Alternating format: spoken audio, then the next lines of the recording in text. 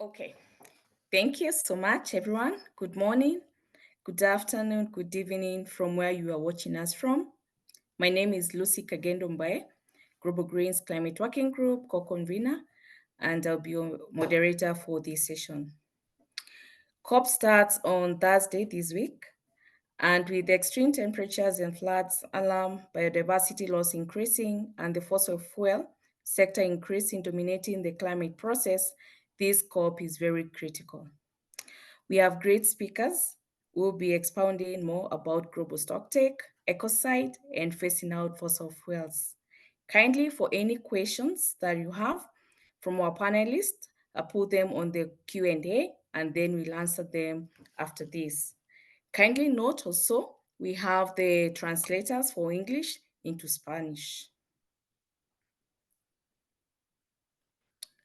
With destruction of large areas of the natural environment, by such activity as nuclear warfare, overexploitation of resources, dumping of harmful chemicals. We are going to have Emilia, who is going to give us a video just to break and explain to us more about this. So Emilia is a dedicated environmentalist, a social justice advocate, known to her active role in the British politics. She rose to the prominence as the deputy leader of the Green Party of England and Wales. Emilia has been leading a force in promoting women's rights, both within her own party and in the society at large. Actively working to eliminate obstacles for women, running in elections and striving for 50% representation of women candidates. Our contributions extend to our work on the domestic violence registration and the campaign to make misogyny as the eighth crime in the UK. With a background in the grassroots activism, Emilia has tirelessly worked on issues related to climate change, sustainability, and human rights. And leadership and commitment to continue to inspire those seeking positive change for our environment and society is very good. And for our video, I'm going to ask Alison to share it. Welcome.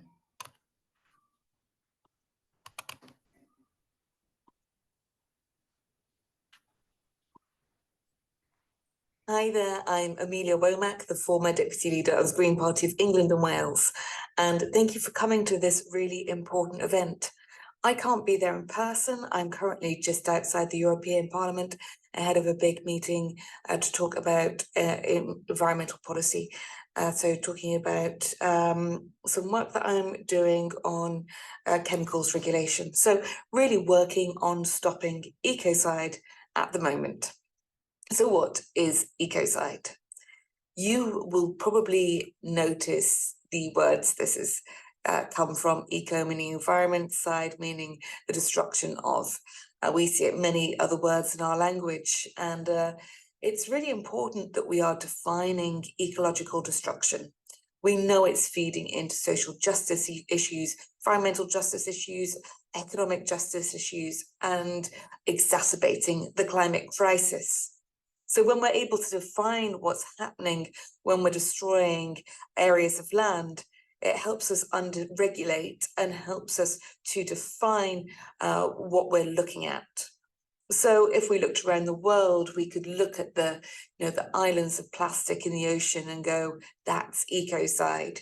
The destruction of the rainforest, that's ecocide, and even major pollution events in our rivers or oceans, we could define it as ecocide, as the destruction of the environment. This, interestingly, as a law, already exists, but only during times of war. So you might have noticed that during the war, the illegal Russian invasion of Ukraine, that we have been seeing the word ecocide being linked to environmental destruction events. This is because convention says that we are allowed to define this during times of war, but not during times of peace. A law of ecocide could really change how we work and operate through politics, business, and how we interact with the environment. So actually just this week, this important law has been going through Parliament, not really in the parameters that its founder, Polly Higgins, was looking at. Polly Higgins really believed that the earth needed a lawyer and wanted to work to ensure that we were using the legal system to protect the environment. But in the European Parliament just last week, we've been looking at an advancement in the legislation there that would mean that those who are the worst offending polluters could be fined a percentage of their companies or the profit margins of their incomes, while also could potentially face jail time should they be creating large environmental or pollution events. This could be quite a game changer, really, in how we think about environmental destruction. But what we need is an international law that regulates that. I've done some work on business and the environment, and it's really interesting to see that many businesses around the world do just want that pause button on environmental destruction. And that's what it really is. It's a pause button. If we could really define and regulate and stop our destruction of biodiversity in the natural world, we'd probably think up new systems and new ways of doing things that would mean that we could operate without destroying the world that we're dependent upon. And when many businesses that I speak to want that law as well, they want that level playing field to ensure that they're able to operate to the highest standards without having other businesses and industries undercutting them and their profit margins that by essentially destroying the environment or polluting as an externality to their business. So there are many ways in which we can campaign and lobby on this through parliaments, through work on an international level. But what I want to talk about is why it's important at COP as well. Because climate pollution drives the climate emergency in many ways, but on top of that, the pollution of our environment through releasing carbon emissions through fossil fuels is itself a form of destruction of the environment and is itself ecocide. And I think when we're looking at COP28, it's really important that on this agenda we are understanding the interconnected way in which climate and nature works. Sometimes I think that there is a risk of all of these different environmental movements working in silo without understanding and appreciating how obviously the destruction of the rainforest is driving climate change, that increased pollution events will be driving other aspects of climate change because of the release of chemicals into the environment. There are many other ways that we are causing problems within climate as a result of harms that we are doing through pollution and ecocide events. So the power that we have right now, I think, has there's just a lot of opportunities when we frame things within this terminology of ecocide, and the power really is about how we understand how we're destroying the planet, how we create rules against it, and how we create impact. So basically hold people to account for their environmental destruction. And it could completely transform the way that we interact with our environment. I think it's really incredible that I look at a lot of different ways in which policies are built, and you'll see many policies that just look at the economy, many that just look at social justice. I say policies, I mean political parties as well. I'm sure that you know what political party I've been thinking of in different countries or your country when I say there are some parties that just look at the economy, some that just look at workers' rights or social justice, some that just look at business, and it completely ignores the fact that everything we do is built on the environment. It's economy that is built on business, and business exists because of workers creating goods and resources through their labor. That labor, those goods and resources only exist because of the environment that we work in that gives food, water and shelter to those workers, while also creating the raw materials for those goods and services that go on to make business, jobs, business and the economy. And I think a law of ecocide really embraces where we need to be, not just for environmental rights, not because we're dependent on the environment, but also understanding that the environment needs rights for its own sake. The environment intrinsically needs its own rights as well.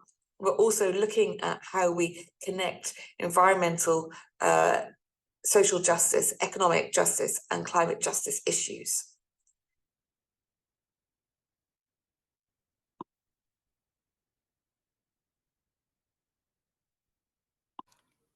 Thank you. Thank you so much, Alison, for sharing that Emilia's video. And in absentia, thank you so much. We can actually, from that, we really need to be very careful on how we interact with the environment in everything that we do. I think that's my carry on from that. Let's all be careful on what we do.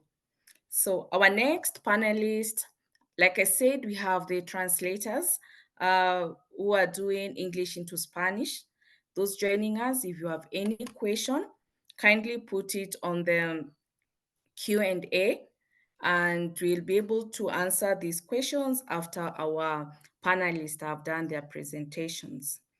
So our next panelist is going to talk about Global Stocktake. And I think Global Stocktake is a critical turning point when it comes to efforts to address the climate change. It is a moment to take a long, hard look at the state of our planet and chart a better course for the future. To expound on this, we have our panelist, who is going to be Elian, who is a lawyer by training, having briefly practiced environmental law in Montreal and holds 2 graduate degrees in environmental science.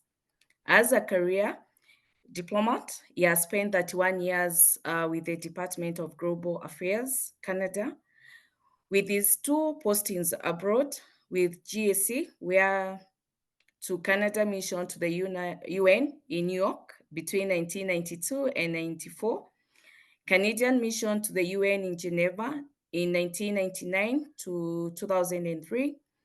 He was also posted in Hong Kong between 2007, 2010, and in Brussels between 2012, 2016. The last 2 positions he held was in headquarters in Ottawa, where he was the director of treaty law between 2010 and 12, and the executive director of law of sea and environment law between 2016 and 2012. So welcome, Elian, and we are listening to you. Thank you. You hear me well? Yes, please. Excellent. Thank you very much. Hello, good morning, good afternoon, good evening, everybody. Morning in Canada with light snow in my back. So let me start with apologies for 3 reasons. I have 3 small apologies. First, I will talk about the Global Stocktake. I have not been directly involved in the discussions about the Global Stocktake leading to the production of the report I'm about to talk about. So even though I think by reading the document, I get a fair impression of what it contains, I may be missing something. If some of you have been involved and want to compliment, by all means. Apologies number 2, this is a long and complex UN document, 46 pages, that I will try to summarize in very few minutes. So oversimplification, missing a few things, but again, hoping to give you the general sense of what it contains. And third and last, I will use a few acronyms. The use of acronyms is very United Nations-like. When you use a few, it may be useful. When you use too many, it starts being useful. So hopefully I've reached a good balance. So here we go in the substance. Global Stocktake is one and presented as one of the key issues to be discussed at the coming COP. What is it?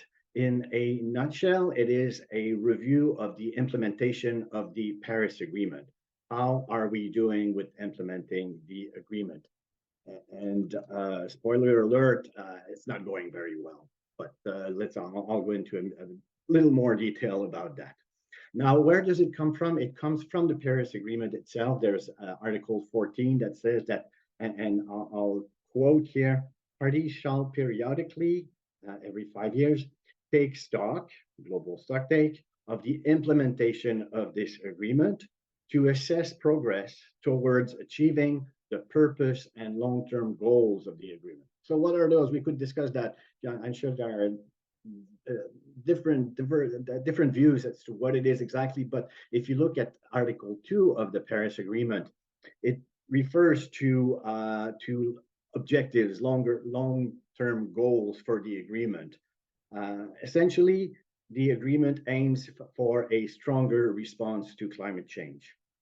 And it says that should be in the context of sustainable development, so a broader context, equity, and a common but differentiated responsibilities. Essentially, wealthier nations, every country has a responsibility. Some has a greater responsibility in tackling and addressing climate change. And then Article 2, with the objectives of the agreement, refers to what I would present as the three main elements when you hear and when you read about the agreement and the convention: mitigation, adaptation, and cooperation, international cooperation. So mitigation, how can we reduce the cause of climate change, greenhouse gas emission and the like? Adaptation, how can we adapt to the effect of climate change? And international cooperation, how can we transfer money and know-how between countries to help them fight climate change? In the convention document, this sometimes translates into two words: action and support. So action to mitigate and to adapt, and support between countries through international cooperation. And these are terms that, when you see them, they're coded. Often UN terms like that are heavily, they have a heavy history and content, and it's good to have a red flag or a flag come up when you read them, to have in mind the whole context. It's almost like an acronym in themselves. Lastly, in the background, and then I'll jump into the Global Stocktake itself. When we talk about mitigation, this is where we have the 2 degree and 1.5 degree goals. So essentially, to hold the increase in the global average temperature to well below 2 degrees Celsius, above pre-industrial levels, and to pursue efforts to limit the increase to 1.5. So we should stay under 2, and we should make effort to stay under 1.5, says the agreement. And the IPCC in their latest assessment was saying, if you want to reach a 1.5 objective, emissions, greenhouse gas emissions must peak before 2025 and decline by 43% by 2030. So the IPCC is also saying, we must work harder to get there. So the process for the Global Stocktake, there are 3 phases. The first phases was the collection of information to prepare for the technical assessment. A number of sources and of expert reports of input from a variety of places that took place between late 2021 to mid 2023. Many sources, I won't go into them. If you want to have a better sense, go to the Convention Secretariat website. They elaborate on where those sources were taken. The second phase, once the information was collected, was the technical assessment. So experts, countries, state parties to the agreement, but also experts, stakeholders, and concerned people were able to input into what became the background document, the technical assessment that will be used in phase 3. In particular, there were 3 technical dialogues, so meetings of state parties to the agreement, together with experts, together with stakeholders, trying to make a review in the 3 areas of mitigation, adaptation, cooperation, to produce the implementation from a technical perspective. So that's phase number 2. Phase number 3 is about to come up. This is next week at the COP itself. The consideration of output by the political group. It's the political assessment, where the meeting of the party. Well, first there will be at the COP, on the margins of the COP and at the COP, a number of high-level meetings to say, hey, here's the technical assessment. What do we think of it? How do we like it? What kind of follow-up are we going to adopt in terms for it?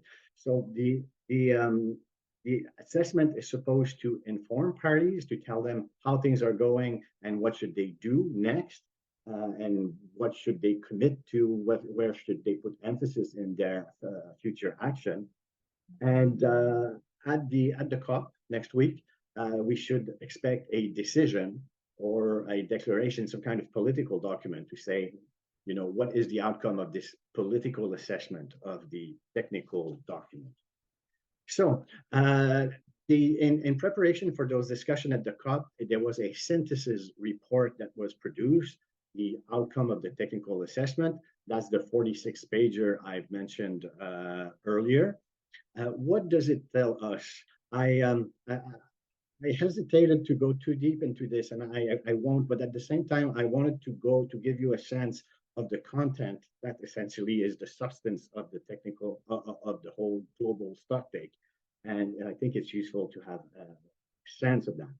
So in short, in all of those three areas, mitigation, adaptation, cooperation, the implementation of the Paris Agreement is lacking in all areas, it says. The current trajectory of emissions, so mitigation, is not consistent with the 1.5-degree objective. Adaptation is not at the level needed, and there is a growing gap between the needs for support and the actual support provided on the international cooperation side. And the stocktake calls for a systemic transformation if we want to get there to meet the objectives. Overall, it is sounding the alarm while trying to chart a way forward. It's not just saying things are going bad, it is also striving to look at conclusions and way forward. So the Global Stocktake has 17 key findings in 5 headings, and this is where I'm going. I want to do a quick, very summarized and simplified review, but again, to give you a sense. The first heading is context. So the Paris Agreement was successful in driving near universal climate action. It has allowed to significantly reduce forecasts of future warming. So it has produced positive results. But, you know, even though action is happening, much more is needed now and on all fronts. We are not on track to meet the long-term agreement of the long-term goals of the Paris Agreement. There are challenges and barriers across all topics, but there are also opportunities and creative solutions.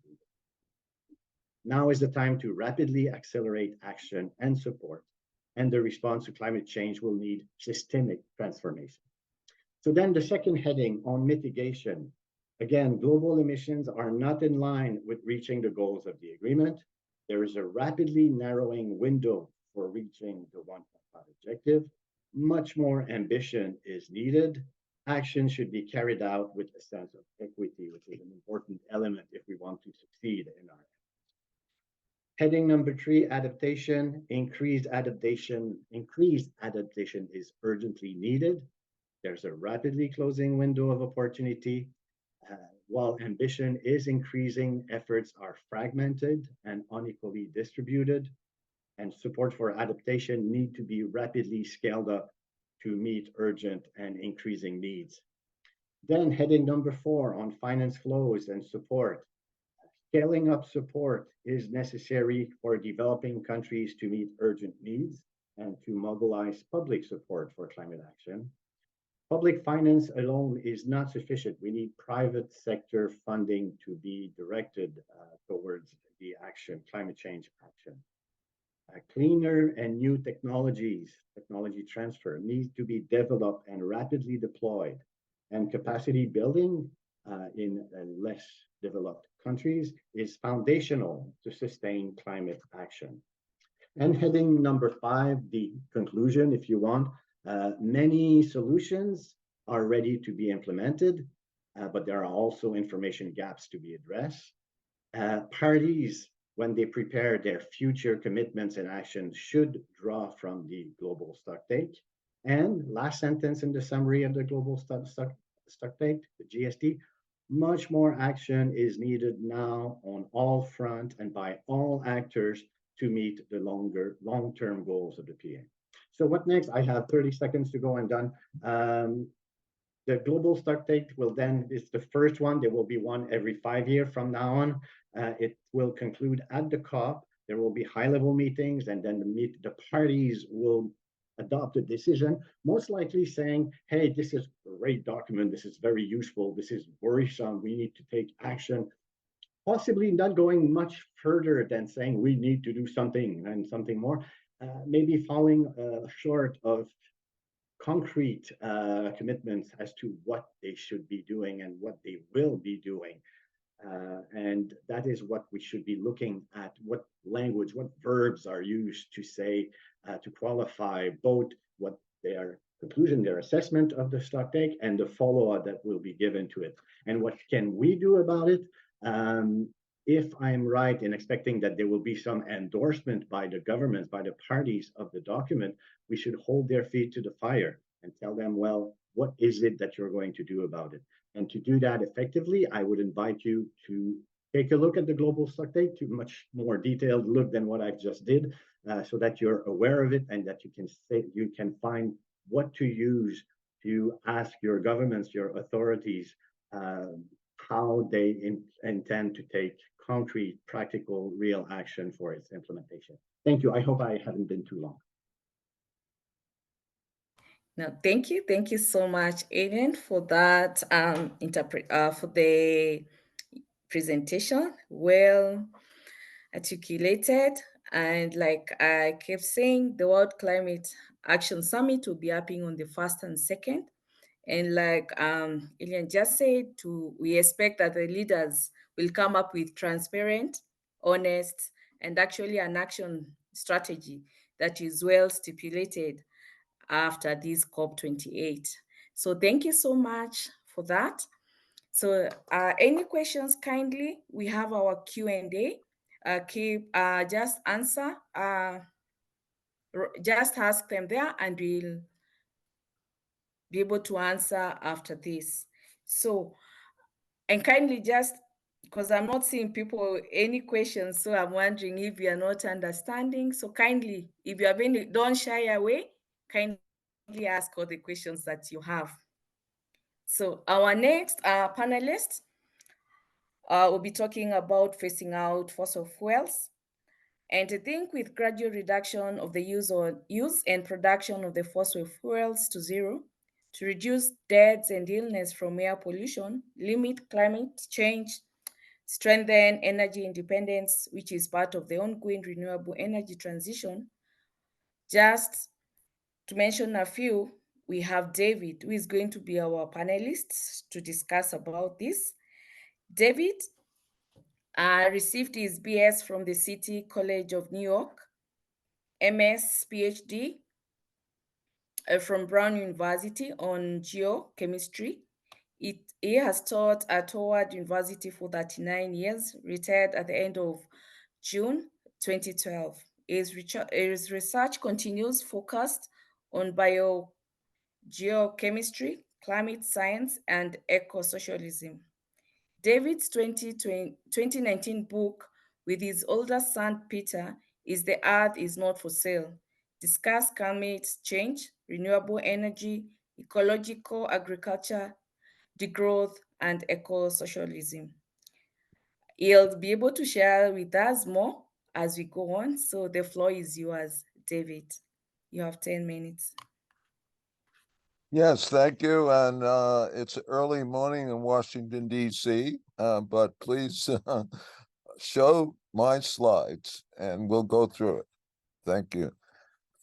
And as I indicated on the chat, I will be happy to share a PDF of this presentation. Just email me and I put my email in the chat. Thank you. And next slide, please. So the latest assessment from climate scientists indicates that the chances of keeping warming to no more than 1.5 degrees centigrade is 50% if the remaining carbon budget is not exceeded. And this is equal to about 6 years of the current emissions of carbon dioxide. And thus, global carbon emissions must peak very soon and then rapidly decline if humanity has any chance of avoiding a climate hell or climate catastrophes much worse than we now witness. Next slide, please. And we heard from our previous speaker some of the details, and I thank both panelists, by the way, for giving a good introduction here. So the COP28, a demand statement of Global Greens, puts the finger on the fossil fuel industries and demands all nations endorse the Fossil Fuel Non-Proliferation Treaty and accelerate the shift from fossil fuels to basically renewable energy for all. However, while the renewable energy investments has hit record-breaking levels, 358 billion in the first half of 2023, the fossil fuel industry is enjoying a boom of investment.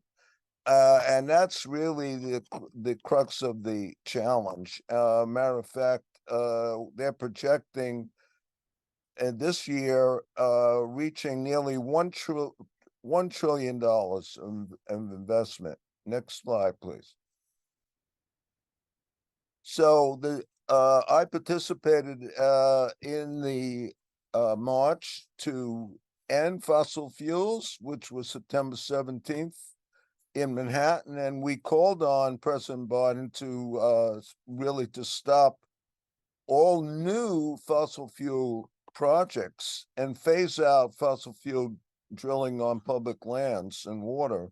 So this is could be again a model for a global agenda, which is to shut down all new fossil fuel extraction projects, as well as all financing by global banks, including the World Bank and IMF.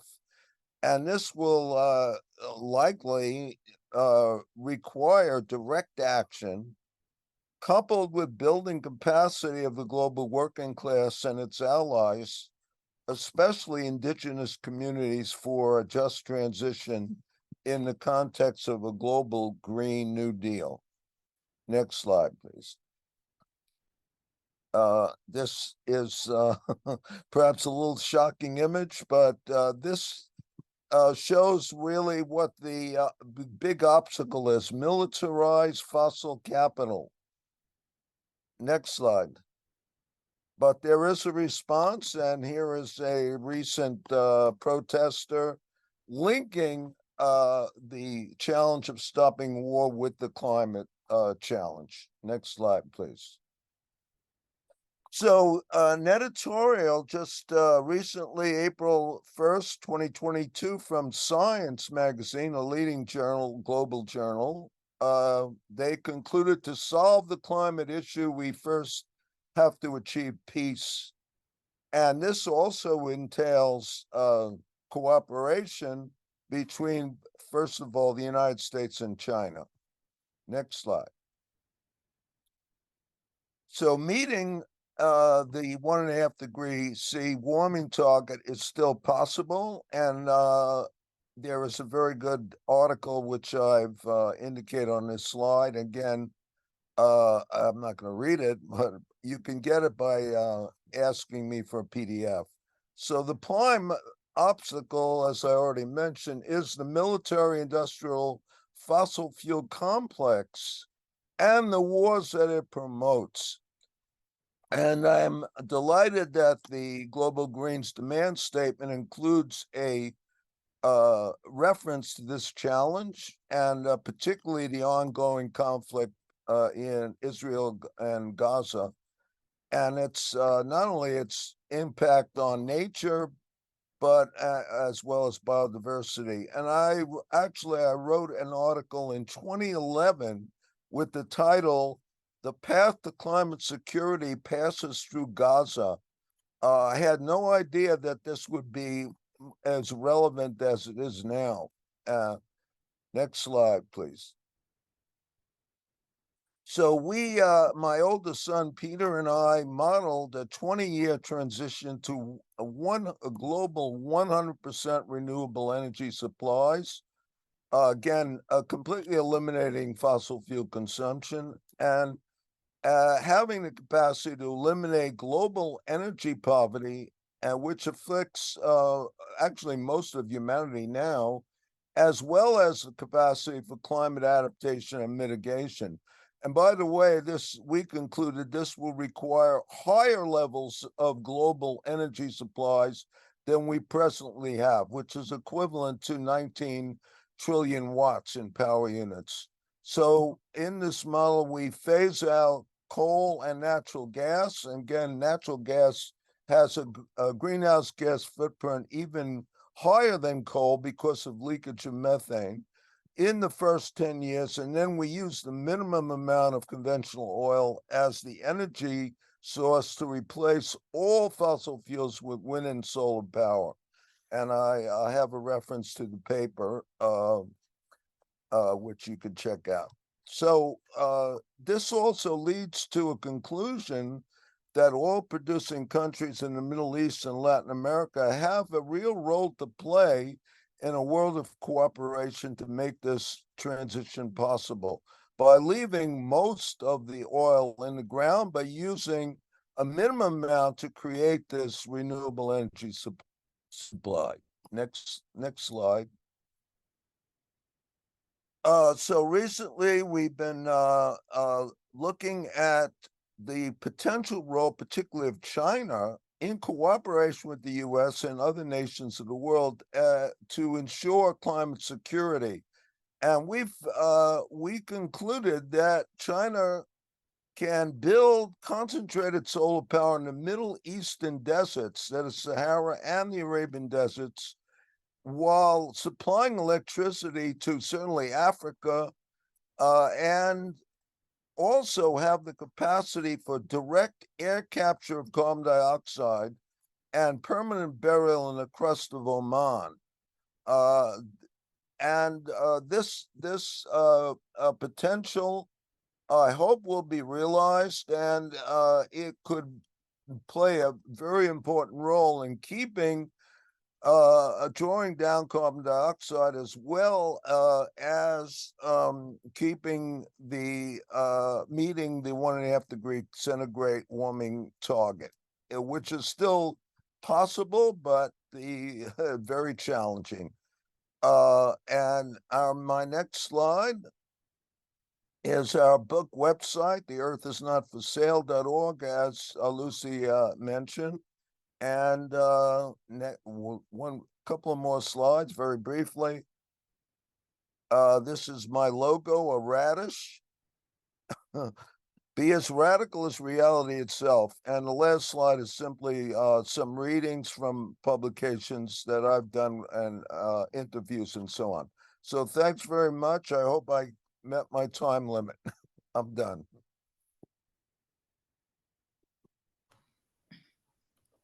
Thank you. Thank you so much, David, for that. And I mean, it is unfortunate in the 21st century, we are still struggling with this. And like I said at the beginning, is our hope that as we go forth, all the parties and also the governments, this is to you, David, before I forget, do you think the governments or the parties are really up to the task to be able to phase out fossil fuels? Just before I continue.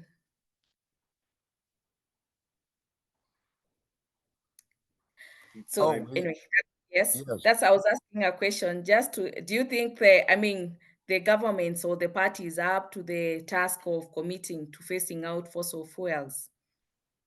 If I hesitate to respond for two reasons why. I haven't been close enough lately to get a good sense, and secondly, because I'm not very optimistic about their capacity. It seems that we're hurting as a species and as a world, but we're not hurting enough, it seems, to be taken the very difficult decisions that have to be taken to take sufficient action.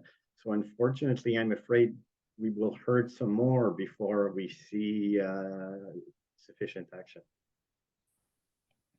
And David?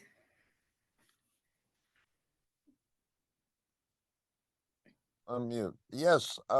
Well, I'm very pessimistic on one hand and very optimistic on the other. I'm pessimistic. I don't think the outcome of this COP will be very productive, particularly since the fossil fuel lobby has such heavy weight. However, I am encouraged greatly by the resurgence of a global movement, in particular that connects the key obstacle that is war to the challenge of climate catastrophe. And we see this in demonstrations all over the world protesting the what I would call the Israeli genocidal war against Gaza, the people of Gaza. So I am encouraged by this movement, and so I think it will prevail. Let's take heart. Thank you so much. So I also have another question before I call on everyone who has a question. As Global Greens, we are a coalition of political parties, so we are politicians. What do you think, as politicians, we should carry on as we go to these negotiations? Or what is our input?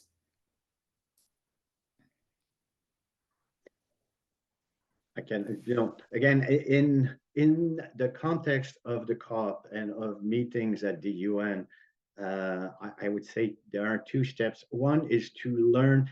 I call it English, the UN-glish. It looks like English. It feels like English, but it's not really English. It has its own codes, own meaning, words with very dense signification and all of that. So learn to speak English and to read a decision or a draft decision and to interpret it correctly. When, for instance, when you take note of a document, this is not good. Taking note essentially means, oh, I understand this document exists.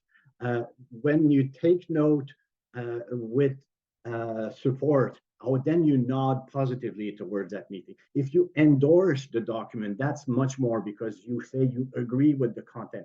So sometimes you have keywords like that that have a huge implications and meaning.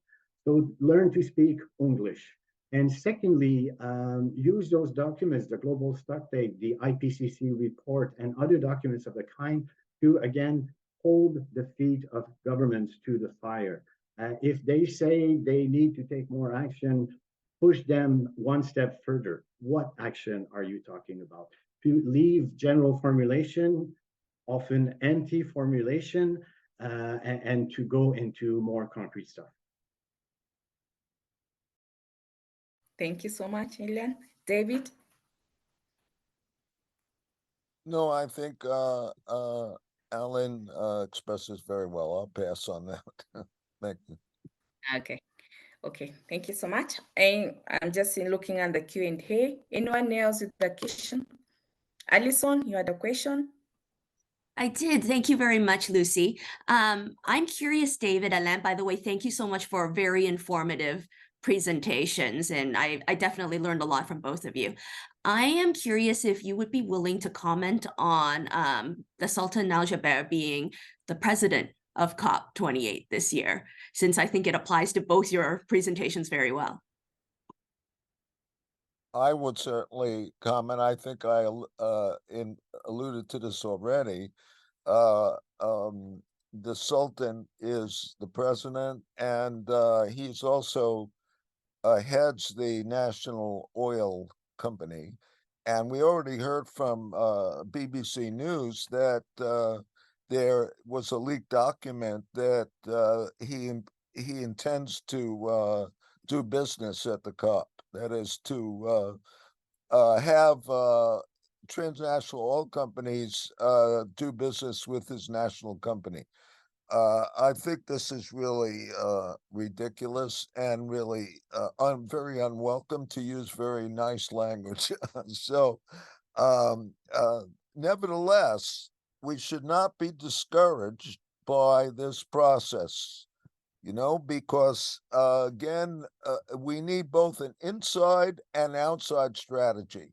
And the outside strategy is a global movement that we have to build to defeat fossil capital and its political instruments in the world. That it should be the priority to save humanity from climate catastrophes much worse than we now witness.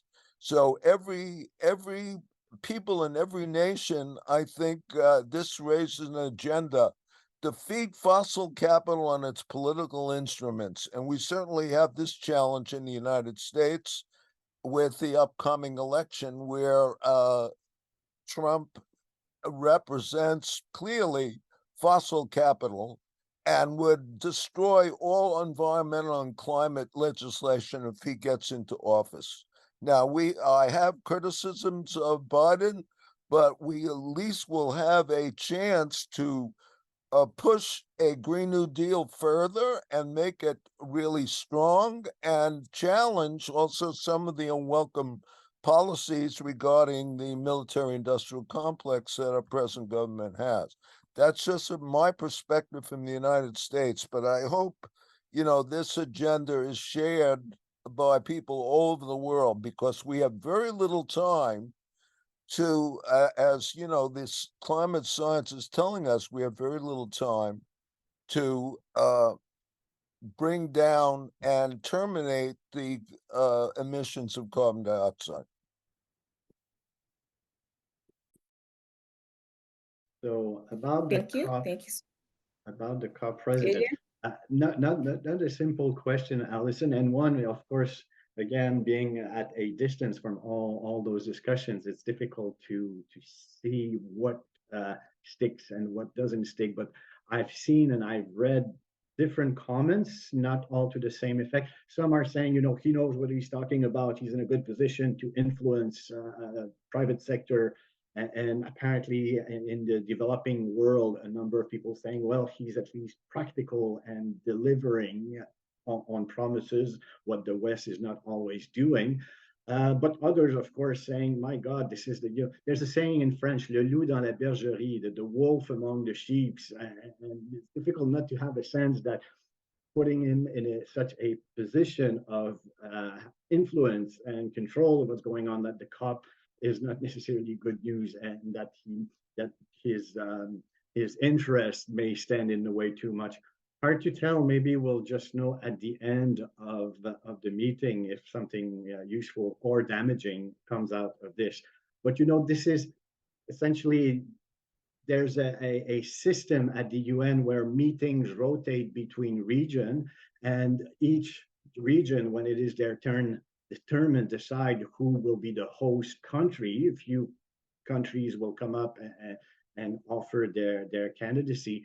So that led to where we are now. And well, hopefully, the fact that many have been very critical, hopefully will again put his feet to the fire and allow to avoid negative outcome, but hard to tell. Okay, thank you. Thank you so much. On the Q&A, we have Mohammed, who has asked, this is to Alien. I agree with you that I am optimistic. So do you have an idea of how we can improve our actions to increase our pressure on politicians? Can have a Alien, that was to you. Can I repeat? Sure. No, well, I was not the one expressing optimism, so I'll leave that part to David. But again, use the language of governments against government. Be familiar with what they're saying, be familiar with the documents or the substance of what they're referring to, and tell them just to live up to the promises they're making constantly and not always implementing in the full. Yes, David? I want to, something I learned from Alan's presentation is a reference to the need for cooperation. And that really is the points to the obstacle we face globally. Because as long as we have these wars, and that was really the point of the science editorial I pointed to, as long as we have these wars and conflicts, besides the horrific destruction and loss of human life, it prevents a regime of cooperation in the world to make to confront the climate crisis. And I think we need to put more emphasis on this huge obstacle that we're facing. We have to create a world of cooperation instead of conflict. Can I just, because thank you, David. And when you mentioned cooperation, one thing I realized I should have been clearer on, cooperation, the big, large element of cooperation in the convention context is money. When you hear about the $100 billion that is supposed to be made available annually, when you hear about the new global fund on loss and damage, when you hear about the role of the World Bank and IMF and other financial institutions, when you hear about the need to have private sector involved, these are all very central, very important discussions that will take place again, and this COP and every COP hereafter, you can be sure of that. So this is all part of this need for cooperation and international support, a point I did not make clear enough earlier. Thank you. Thank you so much. Thank you so much. Do you have one last question? I think we have answered what is on the Q&A. I want to take this chance to say a big thank you to our panelists. I've actually been educated. That's what we say from where I come from. I have been educated. You've broken the titles very well to us to be able to understand. And I'm sure for those who will be going to COP and those who have been listening to us, you can be able to understand what is Global Stocktake, what is phasing out fossil fuels, and we'll be sharing out the video. You can just listen to it. In case you have any questions, we can always send them to our panelists. And also, we'll be keeping you posted on what we'll be doing at COP. Kindly keep updated with our social medias, our website, so that you can be seeing what will be happening at COP28. It has been a nice afternoon having all of you here, and nice evening, good evening, afternoon, and good night. Thank you so much. Thank you. Bye-bye. Bye-bye.